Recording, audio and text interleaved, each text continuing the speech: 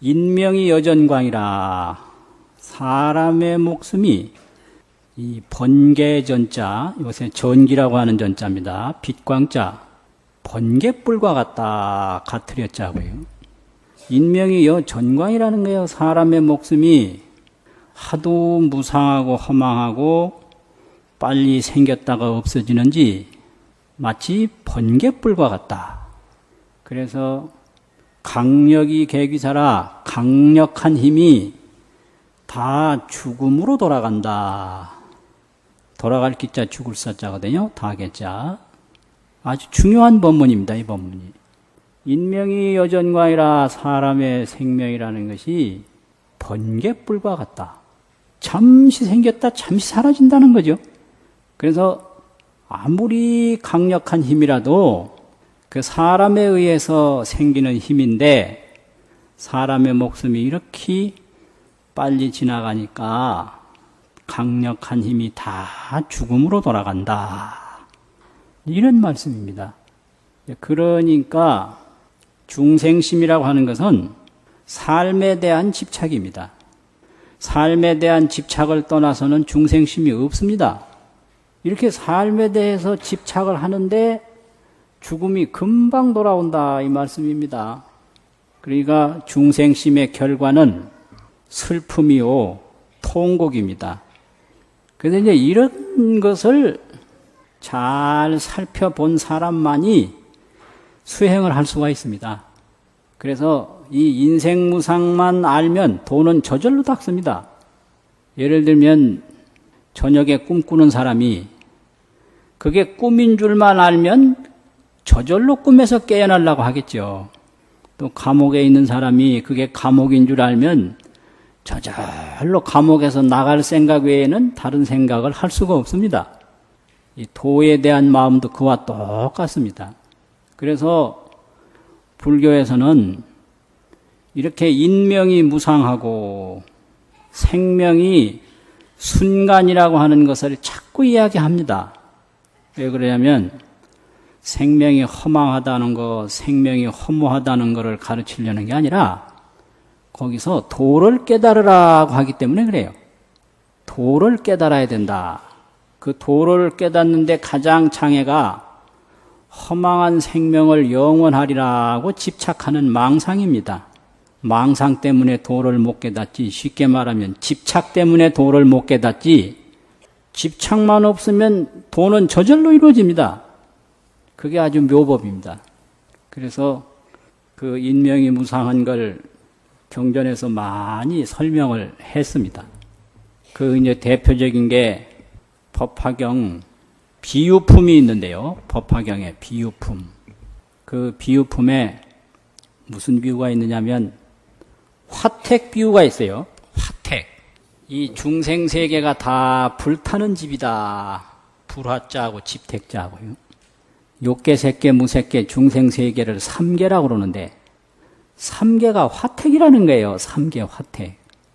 그게 이제 뭔 말이냐면은 큰 집이 하나 있는데 그 집주인이 밖에 나와서 가만히 보니까 그 큰 집이 밖에서부터 지금 불이 타고 있습니다. 그런데 안에 있는 사람은 불탄 줄 모릅니다. 그래서 안에 사람들은 그저 놀이하는 데 바빠요. 이거 가지고 놀고 저거 가지고 놀고 이거 먹고 저거 먹고 내 키가 크냐 내 키가 크냐 키 대보기 바쁜 거예요. 그래서 그 집이 지금 불에 타고 있는 걸 전혀 모릅니다. 그래서 그 주인이 그 집 안에 들어가서 그 집 안에 있는 사람을 밖으로 데리고 나오는 그런 비유가 삼계화택인데요. 근데 이 불타는 집에 있으면서 집이 지금 불에 타고 있는 줄을 모르고 또 하나는 그 안에서 온갖 재미에 지금 정신이 팔려있다 이거예요. 이것을 화택 낙착이라고 합니다. 화택 낙착이라. 화택 속에서 즐거움에 집착되어 있다. 이 생명이 경각에 달렸는데 그 생명에 대한 자각은 전혀 없고 오로지 권리, 명예, 재산 이런 것만 구하고 있다 이런 말이에요. 이게 화택 낙착입니다. 이게 인생이라는 거죠. 그게 이제 법화경 비유품에 있는 말씀이고, 또 이 강당에 들어가면 가장 처음에 배우는 게 있는데 그 치문이라고, 거기에도 인용된 말씀인데 많이 듣는 법문입니다. 뭔 법문이냐면 안수정등이라 이런 말이 있는데요.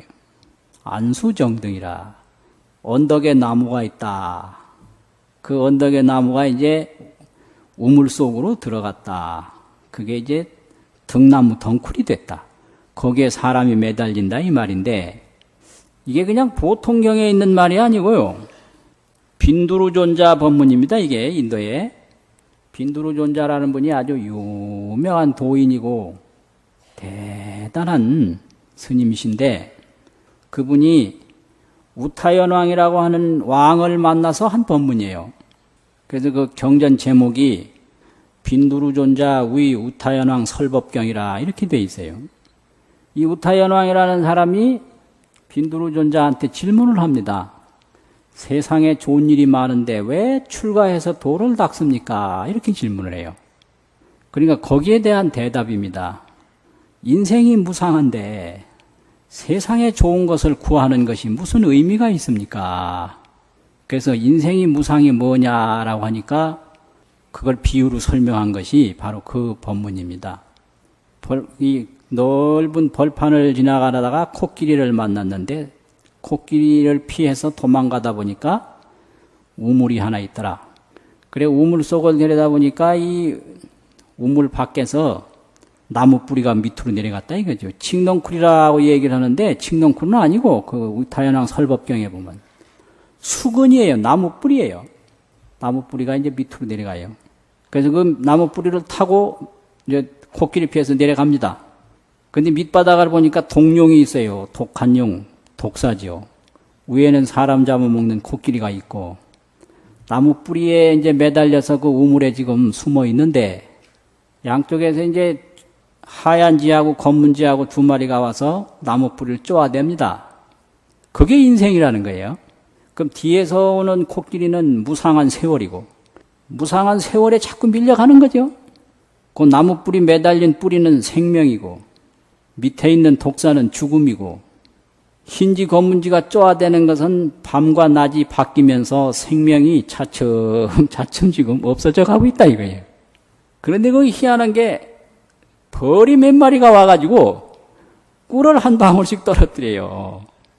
근데 그때 꿀을 한 방울 받아 먹어보니까 그 재미가 있단 말이에요. 요게 미밀이라고 그러는데, 맛이라고 하는 만미자하고 꿀밀자하고 이게 정수미밀이라. 정수, 우물 속 나무 뿌리에 매달려서 정수, 우물정자 나물숙자, 꿀맛을 보고 있다. 그 꿀이 그게 뭐냐? 이 세상의 재미예요. 명예, 부귀, 권력, 사랑. 그러면 그 나무 뿌리에 매달려 있는 우물 속 사람이 정수현인이, 우물 속에 있는 나무에 현인 매달려 있는 사람이 어떻게 하면 살아나올 수 있겠는가? 이게 화두입니다, 이게. 그 이제 도를 깨달으면 여기에 답이 있어요. 그게 도예요. 이 정수현인이 여하득생고, 어떻게 하면 삶을 얻을 수가 있겠는가? 이런 게 이제 화두예요.